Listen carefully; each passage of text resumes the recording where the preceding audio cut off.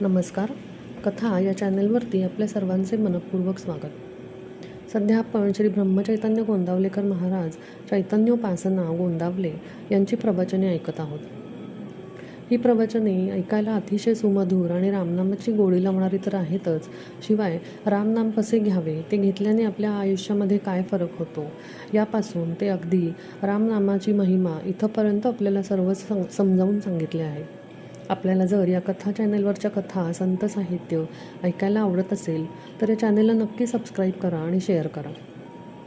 आज आपण प्रवचन क्रमांक 241 ते प्रवचन क्रमांक 250 असे ऐकणार आहोत. सुरू करूया. प्रवचन क्रमांक 241. श्रीराम जय राम जय जय राम. आनंदापासून दूर करते ती माया. वस्तू आहे तशी न दिसता विपरीत दिसणे म्हणजे माया होय. माया म्हणजे जी असल्याशिवाय राहत नाही, पण नसली तरी चालते. उदाहरणार्थ माया, छाया. माया ही नासणारी आहे, ती जगते आणि मरते. मला विषयापासून आनंद होतो, पण तो आनंद भंग पावणारा आहे. आनंदापासून मला जी दूर करते ती माया. आपल्याला विषयापासून शेवटी दुःखच येते, हा आपला अनुभव आहे. माया आपल्याला विषयात लोटते, विषयांचे आमिष दाखवून चटकन निघून जाते. आहे त्या परिस्थितीत चैन पडू न देणे हेच तर मुळी मायेचे लक्षण आहे. पैसा हे मायेचे अस्त्र आहे. मायेचे थोडक्यात वर्णन करायचे म्हणजे भगवंतापासून मला जी दूर करते ती माया. भगवंताची शक्ती जेव्हा त्याच्याच आड येते तेव्हा आपल्याला ती माया बनते, आणि तिचे कौतुक जेव्हा आपल्याला वाटते तेव्हा ती त्याचीच लीला बनते. एक भगवंत माझा आणि मी भगवंताचा असे म्हटले म्हणजे मायेचे निरसन झाले. मायेचा अनर्थ माहीत असूनही आपण ती पत्करतो, याला काय करावे? जगाचा प्रवाह हा भगवंताच्या उलट आहे, आपण त्याला बळी पडू नये. जो प्रवाहाबरोबर जाऊ लागला तो खडकावर आपटेल, भोवऱ्यात सापडेल आणि कुठे वाहत जाईल याचा पत्ताही लागणार नाही. आपण प्रवाहात पडावे, पण प्रवाह पतित होऊ नये. आपण प्रवाहाच्या उलट पोहोच जावे, यालाच अनुसंधान टिकवणे असे म्हणतात. भूताची बाधा ज्या माणसाला आहे त्याला तसे ते जवळ आहे असे सारखे वाटते, तसे आपल्याला भगवंताच्या बाबतीत झाले पाहिजे. परंतु बाधा ही भीतीने होते. याच्या उलट भगवंत हा आधार म्हणून आपल्याजवळ आहे असे वाटले पाहिजे. मनात वाईट विचार येतात, पण त्यांच्या मागे आपण जाऊ नये. मग वाईट संकल्प विकल्प येणार नाहीत. सर्वांना मी माझे असे म्हणतो, मात्र भगवंताला मी माझा असे म्हणत नाही. याला कारण म्हणजे माया. वकील हे लोकांचे भांडण माझे म्हणून भांडतो, पण त्याच्या परिणामाचे सुखदुःख मानित नाही. त्याचप्रमाणे प्रपंच माझा म्हणून करावा आणि त्याच्यामधल्या सुखदुःखाचे धनी आपण न व्हावे. खटल्याचा निकाल कसाही झाला तरी वकिलाला फी तेवढीच मिळते. तसे प्रपंचात प्रारब्धाने ठरवलेलेच भोग आपल्याला येत असतात. आपले कर्तव्य म्हणून वकील जसा भांडतो, त्याप्रमाणे कर्तव्य म्हणूनच आपण प्रामाणिकपणे प्रपंच करावा. त्यामध्ये भगवंताला विसरू नये. अनुसंधान कमी होऊ देऊ नये. कर्तव्य केल्यावर काळजी करू नये, म्हणजे सुखदुःखाचा परिणाम आपल्यावर होणार नाही. हे ज्याला साधले त्यालाच खरा परमार्थ साधला. तात्पर्य: दुःखाचे मूळ कारण जगत सत्य मानले आपण. श्रीराम जय राम जय जय राम. प्रवचन क्रमांक 242. श्रीराम जय राम जय जय राम. धर्म म्हणजे नीती आणि अध्यात्म यांचा संयोग. द्वैत आणि अद्वैत ही काय भानगड आहे? भगवंतापासूनच सर्व झाले, एकापासून दोन झाले. आपण मूळ स्वरूपापासून बाजूला झालो म्हणून द्वैत आले. मायेमध्ये सापडले नाही म्हणजे अद्वैतात राहता येईल. माया कल्पनेचीच झाली, तिला कल्पनेनेच मारावे, एकच करावे. अद्वैतात जे राहिले त्यांच्या नादी आपण राहावे. भगवंताचे होण्याकरिता ज्याने मी वेगळा झालो ते सोडावे. ज्याच्यापासून माया निर्माण झाली त्यालाच शरण जावे.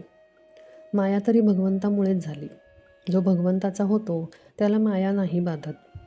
मायेचा जोर संकल्प विकल्पात आहे. अखंड नामस्मरणात राहावे म्हणजे माया बाधत नाही. भगवंताचे नाम हे स्थिर आहे, पण रूपे मात्र सारखी बदलते. प्रत्यक्ष साकार रूप हेच काही रूप नव्हे. जे जे आपल्या कल्पनेमध्ये येऊ शकेल ते सर्व रूपच होय. भगवंताच्या नामात मोबदल्याची अपेक्षा नाही, म्हणूनच ते पूर्ण आहे. समाधान हा पूर्णत्वाचा स्वभाव होय, म्हणूनच जे पूर्ण नाही ते असमाधान. भगवंताकडून येणारी शांती हेच समाधान होय आणि हेच पूर्णपण आहे. जे शास्त्र समाधान देते तेच शास्त्र खरे होय आणि ज्याने शांती आणि समाधानाचा लाभ होतो तोच खरा धर्म होय. धर्म म्हणजे नीती आणि अध्यात्म यांचा संयोगच. जो दुसऱ्याच्या हिताकडे न पाहता आपल्या हिताकडेच पाहतो तो स्वार्थी होय. सुख व्हावे आणि ही मनुष्याची इच्छा असल्यामुळे अस्वस्थपणा येतो. या अस्वस्थेमधून तळमळ निर्माण होते. या तळमळीमुळे जगाच्या सर्व सुधारणा बाहेर पडतात. पण या सुधारणा जितक्या जास्त होतात तितके मनुष्याला जास्तच दुःख होते. जी विद्या केवळ नोकरीचे साधन आहे ती अपूर्णच असते. असली विद्या पोटापुरतीच समजावी. जी समाधान देऊ शकणार नाही, समाधान देणारी विद्या निराळीच आहे. म्हणून लौकिक विद्येला फार महत्त्व देऊ नये. एखाद्या वेळी आपल्याला असा संशय येतो की जगात कुठे सुख, समाधान आणि आनंद आहे का? पण तो संशय बरोबर नाही, कारण ज्या गोष्टी जगात नाहीत त्याचे नावच कसे निघेल? समाधान याचा अर्थ समाधान नाही ते. यावरून असे स्पष्ट दिसते की आधी समाधान असलेच पाहिजे. दिवाळीमध्ये सुखाचे जे असेल ते आज करतो आणि दुःखाचे जे असेल ते आपण उद्यावर टाकतो.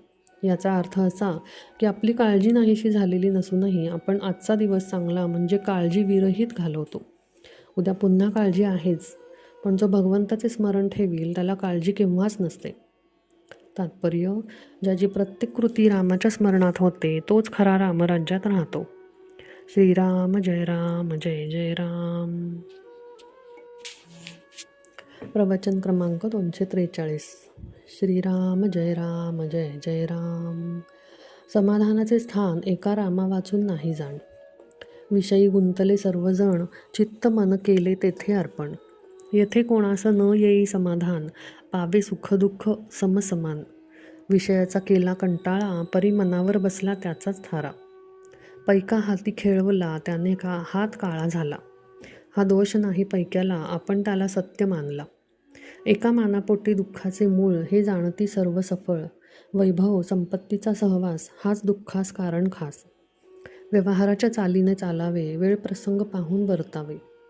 चित्ती समाधान राखावे, जोवर जरूर व्यवहारात राहणे तोवर त्याला जतन करणे. ज्याचा घ्यावा वेश, तैसे वागणे आहे देख. व्यवहारात जैसे जगाने वागावे आपल्यापाशी, तैसेच वर्तन ठेवावे आपण दुसऱ्यापाशी. ज्याचा जो जो संबंध आला तो तो पाहिजे रक्षण केला. आपलेकडून कोणाचे न दुखवावे अंतःकरण, तरी व्यवहारात जे करणे जरूर ते करावे आपण. संगत धरावी पाहून, बाह्य भाषणावर न जावे भुलून. मिष्ट भाषण वारीवरी, विष राहे अंतरी, असल्याची संगत नसावी बरी. ज्याचा त्यास द्यावा मान, लहानाचे राखावे समाधान. मोठ्याचे पुढचे व्हावे लीन, वागत जावे जगी सर्वांस ओळखून. मनाने व्हावे श्रेष्ठ, बाह्यांगी राहावे कनिष्ठ. न करावा कोणाचा उपमर्द, गोड भाषण असावे नित्य.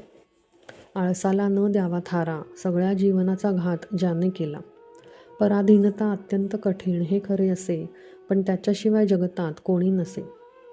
तरी व्यवहारात मिंधेपणे न राहावे, आळशीपण नसावे. देह आळशी न ठेवावा हे जरी खरे, तरी त्याची परिस्थिती ओळखून वागणे बरे. मागे काय झाले हे न पाहावे, उद्या काय होईल हे मनी न आणावे. आज व्यवहारात योग्य दिसेल तसे वागावे, प्रयत्नांचा कंटाळा न करावा. आज जे मिळाले ते घ्यावे, पुढे जास्त मिळवण्याचा प्रयत्न करावा. विना केले काम न मिळत असे दाम. धनसंग्रही राखावे, सर्वस्व खर्चून न टाकावे. थोडे थोडे लोकांचे देणे देत जावे, आणखी जास्त न करावे. नोकरी ज्याची करणे जाण, त्याचे मानावे प्रमाण. व्यवहारात असावी दक्षता, अचूक प्रयत्न करावा सर्वथा. प्रपंचात असावे दक्ष, सत्याचा धरावा पक्ष. जो जो प्रसंग येईल जैसा, प्रपंचात वागेल तैसा. याचे नाव प्रपंचात दक्षता, व्यवहार करावा ऐसा जपून. कोणाचे नुकसान न होऊ द्यावे चुकून. भगवंताचे आहोत आपण, ही मनी ठेवावी ओळखण. समाधानाचे व्हावे स्थान, एका रामा वाचून नाही जाण. म्हणून राम ठेवील त्यात मानावे समाधान, राखून नामाचे अनुसंधान. तात्पर्य, प्रयत्न वाचून व्हावे हित ऐसे न आणावे चित्तात. श्रीराम जय राम जय जय राम. प्रवचन क्रमांक 244. श्रीराम जय राम जय जय राम. ज्याच्या घरात समाधान तेथे मी आहे. मनुष्य मला भेटला की तो सुखी किती आहे हे मी पाहतो. त्याच्या इतर गोष्टी मी पाहत नाही. पण तुम्ही त्याची श्रीमंती, विद्या, मान यावरून तो सुखी आहे की नाही हे ठरवता. भगवंता वाचून मनुष्य कसा सुखी होईल? लोकांना श्रीमंत आवडतो तर मला गरीब आवडतो. लोकांना विद्वान आवडतो तर मला अडाणी आवडतो. असे माझे सगळे जगाच्या उलट आहे. म्हणून जगाच्या उलट माझ्याजवळ समाधान आहे. समाधान कशात आणि कुठे आहे याचा मी शोध लावला. मी समाधान रूप आहे. ज्याच्या घरात समाधान आहे तिथे मी आहे. जो माझा आहे पण समाधानी नाही त्याच्याजवळ राहायला मला कष्ट होतात. मी अत्यंत समाधानी आहे. असे तुम्हीसुद्धा अत्यंत समाधानी राहा की झाले. आजपर्यंत मी एकच साधन केले. कुणाचे मन दुखवले नाही आणि एका नामा वाचून दुसऱ्या कशाचीही आठवण ठेवली नाही. माझ्याजवळ काय आहे ते सांगा. विद्या नाही, पैसा नाही किंवा कला नाही, पण सर्वांवर मी अत्यंत निष्कपट प्रेम करतो. त्यामुळे लोकांना मी हवासा वाटतो आणि त्यांना माझा आधार वाटतो. जगाचा स्वभाव मला पक्का माहीत आहे. म्हणून आजपर्यंत मला कोण काय म्हणतो हे मी पाहिले नाही. मी त्याला काय सांगावयाचे एवढेच मी पाहिले. माझे सांगणे ऐकल्यावर पुन्हा तुम्ही ऐकायला येता याची 3 कारणे असू शकतील. 1. मला चांगले सांगता आले नसेल. 2. तुम्हाला ते समजले नसेल. किंवा 3. सांगितलेले तुम्ही विसरला असाल. तुम्ही माझ्याशी अगदी स्वाभाविक रीतीने बोलावे. आपण आपल्या घरातल्या माणसांची जसे बोलतो तसे अगदी आपलेपणाने माझ्याशी बोलावे. पण माझ्याशी कुणी कसाही आणि काहीही बोलला तरी मला जे सांगायचे तेच मी त्याला सांगत असतो. मी एखाद्याला सांगत असताना याने माझे ऐकले तर याचे कल्याण होईल असे आपोआपच माझ्या मनात येते. माझे जो ऐकेल त्याचे खास कल्याण होईल याची मला खात्री असते. पण कल्याण म्हणजे प्रपंचातली सुधारणा नसून आहे त्या परिस्थितीमध्ये समाधानाने राहणे हे होय. माझ्या माणसाच्या प्रपंचाला मी मदत करणार असे नाही, पण त्याचा प्रपंच त्याच्या परमार्थाचा प्राण घेईल इतकी मदत मी करणार नाही. अशी केली नाही तर तो रडेल. त्याची माझ्यावरची श्रद्धा थोडी कमी होईल, पण तो जगेल हे मात्र निश्चित होय. आणि जगल्यावर तो आज ना उद्या नाम घेईल. रोगी मेल्यानंतर त्याला औषध देऊन काय उपयोग आहे? मी एकदा बीज पेरून ठेवतो, आज ना उद्या त्याचे झाड आल्याशिवाय राहणार नाही. तात्पर्य, आजपर्यंत मी नामाशिवाय दुसरे काही सांगितलेच नाही. जो मला भेटायला येतो त्याच्या तोंडातून नाम घेवण्याने माझ्याकडे लागले. श्रीराम जय राम जय जय राम. प्रवचन क्रमांक 245. श्रीराम जय राम जय जय राम. आपले ज्ञान हे देहबुद्धीचे. प्रापंचिक लोक म्हणतात की विषयाचा अनुभव तात्काळ येतो, पण भगवंताचा अनुभव हा अनुमानाचा आणि श्रद्धेचा आहे. हे त्यांचे म्हणणे मला पटते. प्रापंचिक लोक प्रपंच सोडित नाहीत याचे मला फार नवल वाटत नाही, पण ते सुख चिरकाल टिकावे आहे अशी समजूत करून घेऊन त्यामध्येच रमतात. याचे मला वाईट वाटते. मी असे म्हणतो की तुमच्या अनुभवाप्रमाणे जे खरे आहे तेवढेच तुम्ही खरे माना, पण ते तुम्ही करीत नाही. भगवंताचा आनंद मिळाला नाही तर हरकत नाही, पण कायम टिकणारे सुख विषयामध्ये नाही एवढी जरी खात्री झाली तरी पुष्कळ काम होईल. त्यामधूनच भगवंताचा आनंद उत्पन्न होईल. भगवंताचा आनंद बाहेरून आणायचा नसून तो आपल्यामध्येच उत्पन्न होणारा आहे. सध्याच्या सुधारणेनेच देहाचे सुख पुष्कळ वाढवण्याचा प्रयत्न केला, पण ते शेवटी दुःखालाच कारण झाले. समजा देहाचे पुष्कळ सुख समोर आले आहे, पण ते भोगण्याचे जर आपल्याला शारीरिक शक्ती अथवा सांपत्तिक सुबत्ता नसेल तर त्याच्या प्राप्तीमुळे सुद्धा दुःखच पदरात पडेल. सगळ्यांना सगळे सुख मिळणे केव्हाच शक्य नसल्यामुळे प्रत्येकजण धडपड करून शेवटी दुःखीच राहतो. सुख आणि दुःख ही दोन्ही वस्तुतः उत्पन्न झालीच नाहीत, ती आपण आपल्या भ्रमाने उत्पन्न केली आहेत. मनाच्या सुलट झाले की सुख होते आणि मनाच्या उलट झाले की दुःख होते. मुळात सुखही नाही आणि दुःखही नाही. मी देही ही भावना जोपर्यंत आहे तोपर्यंत अनुभवाच्या बरोबर भ्रम हा असायचाच. सृष्टी ही आनंदमय असूनही तशी ती आपल्याला दिसत नाही. हा आपला भ्रम आहे. या भ्रमाचे मूळ आपल्या आतमध्ये आहे. भगवंत तिथे माया काया तिथे छाया, हे जसे खरे त्याप्रमाणे अनुभव तिथे भ्रम हा असायचाच. आणि हा नियम आहे. 5 जण मिळून प्रपंच बनतो, त्यांमध्ये प्रत्येकजण स्वार्थी असतो. मग तो सर्व सुख एकट्यालाच मिळणे कसे शक्य आहे? एका गावाहून दुसऱ्या गावी बदली झालेला मनुष्य आता 2-3 वर्षे तरी निदान आपली बदली होत नाही म्हणून निश्चिंत असतो. या प्रपंचामध्ये आपली आयुष्याची तितकीसुद्धा निश्चिंती नाही. याकरिता आपण आयुष्याचा एक क्षणसुद्धा फुकट न घालविता सत्कर्मात म्हणजे भगवंताच्या अनुसंधानात व्यतीत करावा. आपला शत्रू भेटून त्याच्याशी भांडण झाल्यामुळे गाडी चुकली काय, किंवा कोणी मित्र भेटून त्याच्याशी प्रेमाने बोलण्यात गाडी चुकली काय? दोन्ही सारखेच. त्याप्रमाणे प्रपंचामध्ये आघात झाल्याप्रमाणे भगवंताला विसरले काय, आणि प्रपंच अत्यंत अनुकूल असून त्यामध्ये गुंतून राहिल्यामुळे भगवंताला विसरले काय, हे दोन्ही सारखेच. नुकसान एकच. तात्पर्य: भगवंता वाचून जगात दुसरे सत्य नाही असे मनापासून वाटल्यावर जो काही प्रपंच घडतो तो परमार्थ समजावा. श्रीराम जय राम, जय जय राम. प्रवचन क्रमांक 246. श्रीराम जय राम, जय जय राम. नामात राहणे म्हणजे मरणातीत होणे. मुलगा आजारी पडला, माणूस देवाला नवस करून त्याला जगवायचा प्रयत्न करू लागतो. जगला तर देवाला अर्पण करीन म्हणतो. अर्पण करणार म्हणजे आपलेपणा सोडणार. मग तो आज मरण पावला तरी कुठे बिघडले? मुलगा जगावा असे वाटते ते आमच्या सुखाकरिताच. एक दिवस हा जाणारच हे ज्याला खरे पटले तो नाही देवाजवळ असे मागणार. जन्ममरणाच्या फेऱ्यातून सुटावे हे मागून घेण्यापेक्षा मरण चुकवावे हे म्हणणे किती वाईट आहे. खरा भक्त तोच की ज्याला संतांजवळ किंवा देवाजवळ काय मागावे हे बरोबर समजते. मरणाला जे कारण झाले ते चुकवावे. मरण येणार हे नक्की ठरलेले आहे, मग ते चांगले यावे असे का नाही वाटू? ज्यानंतर पुन्हा जन्म नाही ते चांगले मरण. जो मरतो त्याचा आपण शोक करतो. देव आज लोपला असे तो म्हणतो. ते आपल्याला स्वार्थापोटीच. स्वतःला विसरणे, मी कोण हे न जाणणे हे मेल्याप्रमाणेच आहे. याकरिता आलेली संधी वाया जाऊ देऊ नये.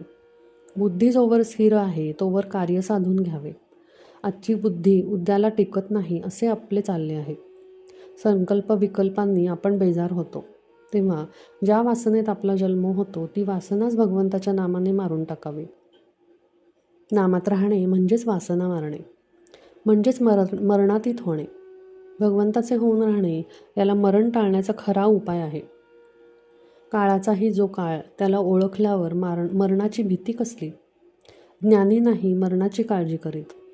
नुसते जिवंत राहणे हे काही खरे नव्हे. जगणे हे काहीतरी हेतूसाठी असते, ध्येयासाठी असावे. जगून भगवंताच्या अनुसंधानात राहावे. भाग्याचा दिवस तोच की ज्या दिवशी नामस्मरणामध्ये देहाचा अंत झाला. वास्तविक आम्ही दररोज जगतो आणि मरतो. एकदा निजला आणि पुन्हा जागा नाही झाला की तेच मरण. झोप हे एक प्रकारचे मरणच आहे. एवढ्याकरिता झोपी जाताना नामस्मरण करीत झोपीत जावे, म्हणजे उठतानाही नामस्मरणातच जाग येईल. पण झोपेच्या वेळी नाम येण्यासाठी त्याच्या अगोदर अभ्यास करणे जरूर आहे. जागृतीमध्ये अभ्यास नाही केला तर झोपेच्या वेळी नुसतेच विचार येतील. नामस्मरण बाजूलाच राहील आणि भलत्याच विचारात पटकन झोप लागून जाईल. सदोदित नामस्मरण केले नाही तर ते अंतकाळ कसे येईल? अभ्यास अगोदर केला नाही तर परीक्षा वेळी तो कसा येईल? तेव्हा नामस्मरणाच्या अभ्यासाला आजपासूनच सुरुवात करूया. तात्पर्य: आपुले मरण पाहिले मे डोळा, म्हणजे माझ्या देखत वासना संपूर्ण क्षीण झाली हा अनुभव येणे. श्रीराम जय राम, जय जय राम. प्रवचन क्रमांक 247. श्रीराम जय राम, जय जय राम. साधनामध्ये पूर्ण भाव व तळमळ पाहिजे. आपापल्या भावानुसार प्रत्येकाला कोणत्या ना कोणत्या तऱ्हेने भगवंताची ओळख करून घेता येईल. मारुतीने दास्यत्वाने भक्ती केली. दशरथाने पुत्राप्रमाणे देवाला मानले. भगवंत माझा कसा होईल याचा आपण विचार करावा. भगवंताच्या प्राप्तीसाठी भक्ती हे सर्वात श्रेष्ठ साधन सांगितले आहे. मनुष्य जे प्रेम व्यसनात लावतो ते प्रेम भगवंताकडे लावले तर सर्व काम होते. हट्टी आणि व्यसनी माणसे एक प्रकारे चांगली. त्यांचे मन त्यांना सांगत असते की व्यसनापायी आपल्या मुळाबाळांचेही नुकसान होत आहे, पण आपले व्यसन ते हट्टाने सोडित नाहीत. हाच हट्ट किंवा निश्चय भगवंताकडे लावला की परमार्थ झाला. माझे गुणदोष मी देवाला वाहिले की अर्पण भक्ती होते. आपण देवाची भक्ती करतो, पण त्या भक्तीत खरे प्रेम येत नाही. याचे कारण म्हणजे आपली दृष्टी चारी दिशांना फाकलेली असते. ती प्रथम एकाग्र करावी. थोडे करावे, पण एकाकार होऊन करावे. परमार्थ कंटाळवाणेपणाने करू नये. आपल्या भावनेला व्यक्त व्हायला योग्य दिशा कशी मिळेल याकडे लक्ष द्यावे. परमात्मा पंढरपुरात आहे असे साधू संत म्हणत आले, परंतु आपल्याला तो दगडच दिसतो. हा दोष कुणाचा? आपल्या भावनेचाच ना. जशी भावना ठेवू तशी कृती होते.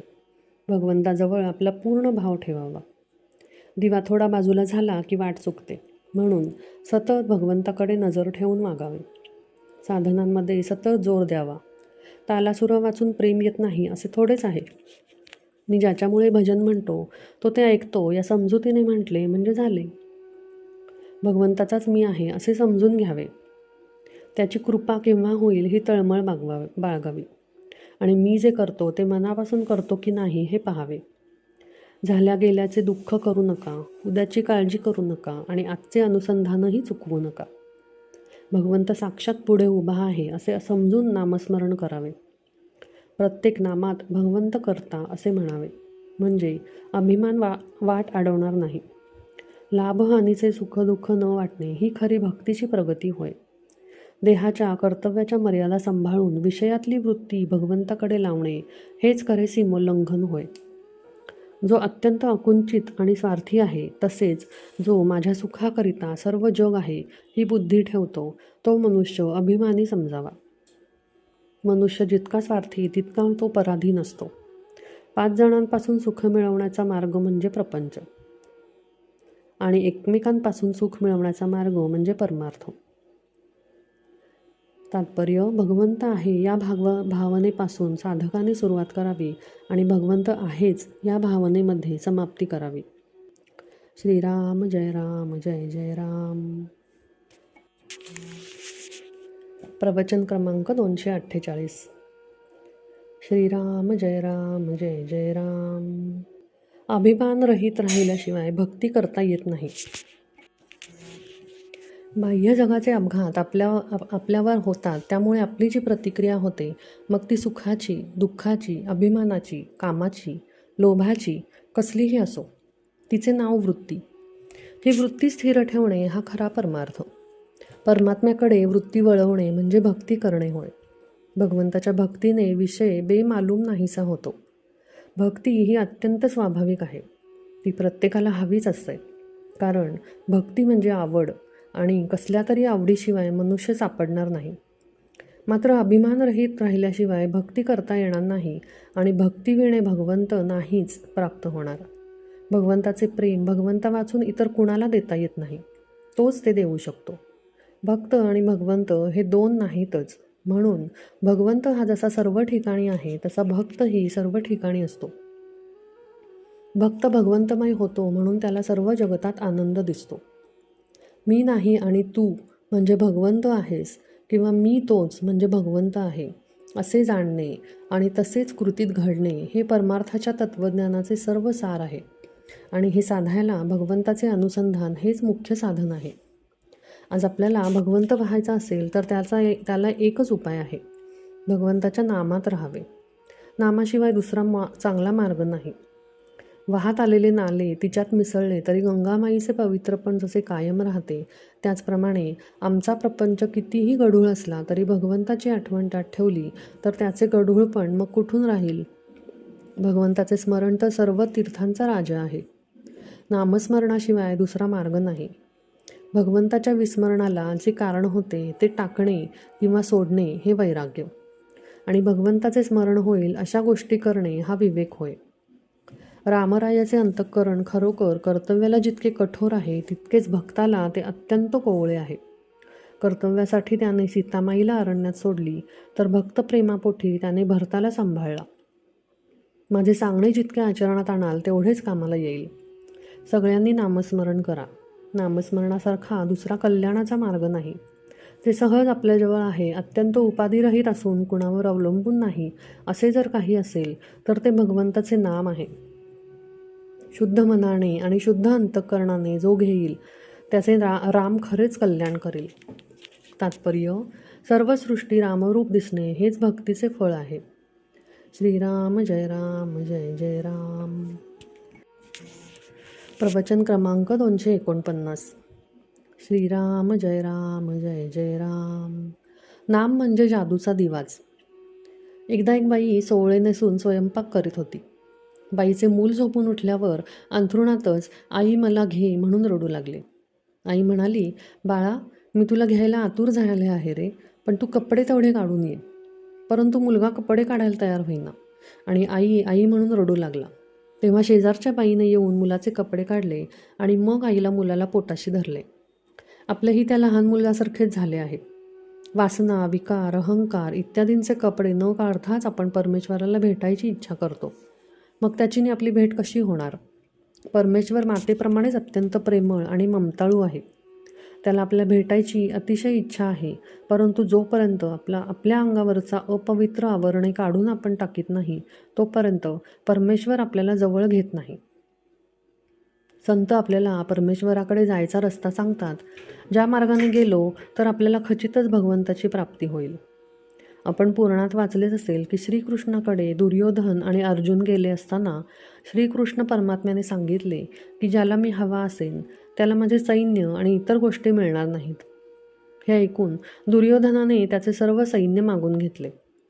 अर्जुनाला खरा आनंद झाला की आपल्याला हवी असलेली गोष्ट मिळते आहे, कारण तो हे जाणून होता की परमेश्वरा वाचून बाकी सर्व व्यर्थ आहे. प्राणा वाचून हजारो शरीरांचा काय उपयोग? कुणी आपल्याला सांगतीलही की परमेश्वर 7 समुद्रांपलीकडे आहे, तो शेषशायी आहे, तेव्हा आपल्यासारख्या सामान्य माणसाला तो प्राप्त होणे अत्यंत कठीण गोष्ट आहे. परंतु संतांनी आपल्यावर फार मोठे उपकार करून ठेवले आहेत. त्यांनी नामरूपी जादूचा दिवाच आपल्या हाती दिला आहे. त्यात सत्संगतीचे तेल घातले म्हणजे झाले. हा दिवा विझू नये म्हणून फार काळजी घ्यावी लागते.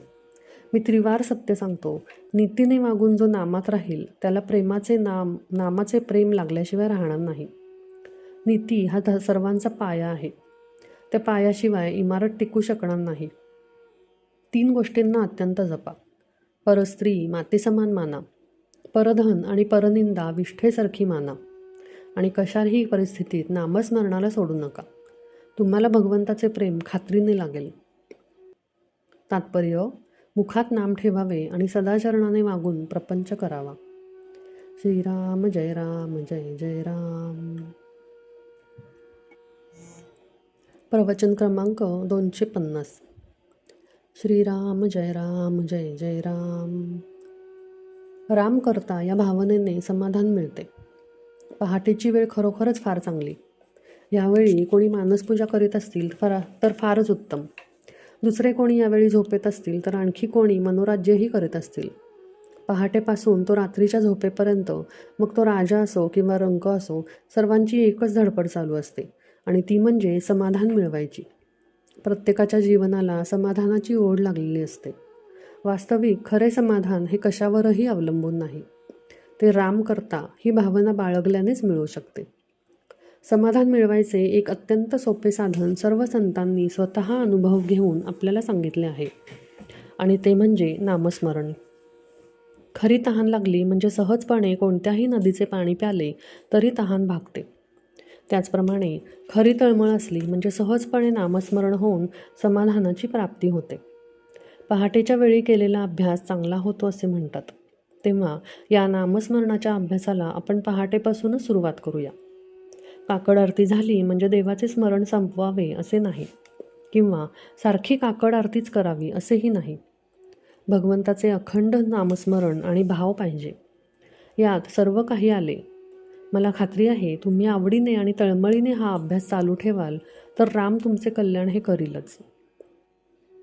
नाम घेत असताना इतर विचार मनात येत राहतात अशी सर्वांचीच तक्रार आहे. परंतु असे पहा, एखादा मनुष्य रस्त्याने चालला असला की त्याला रस्त्यात कोण भेटावे ही काही त्याच्या हातात नसते. शिवाय त्याला कोणी विचारले की तुला रस्त्यात कोण कोण भेटले तर तो म्हणतो, माझे लक्षच नव्हते. त्याप्रमाणे आपण नाम घेत असताना या विचारांकडे दुर्लक्ष करावे. त्यांच्या पाठीमागे जाऊ नये किंवा त्यांच्याबद्दल विचार करीत वेळ फुकट वाया घालवू नये.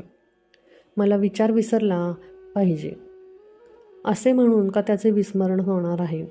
नामाकडे जास्त लक्ष द्यावे म्हणजे विचारांचा आपोआप विसर पडतो आणि पुढे तो येईन असा होतो. एकदा वाट चुकल्यावर ती चुकीची वाट परत उलट दिशेने चालावी लागते आणि मग योग्य रस्ता आल्यावर त्या रस्त्याला लागायचे. हाच अभ्यास. आणि हे सर्व ध्येय गाठेपर्यंत चालू ठेवणे हीच तपश्चर्या. ब्रह्मानंद बुवांनी खरी तपश्चर्या केली. ते एवढे विद्वान, परंतु त्यांनी आपली सर्व बुद्धी रामचरणी लावली. जगातल्या इतर गोष्टींपेक्षा हे केल्याने आपले खचितच कल्याण होईल असे वाटले, म्हणून त्यांनी हा मार्ग पत्करला आणि त्याला सर्वस्वी वाहून घेतले. तेव्हा मोठे साधक ज्या मार्गाने गेले त्या मार्गाने आपण संशयरहित होऊन चालावे. त्यात आपलेच कल्याण आहे. तात्पर्य: नामात राहा आणि राम करता ही भावना दृढ करा. श्रीराम जय राम, जय जय राम.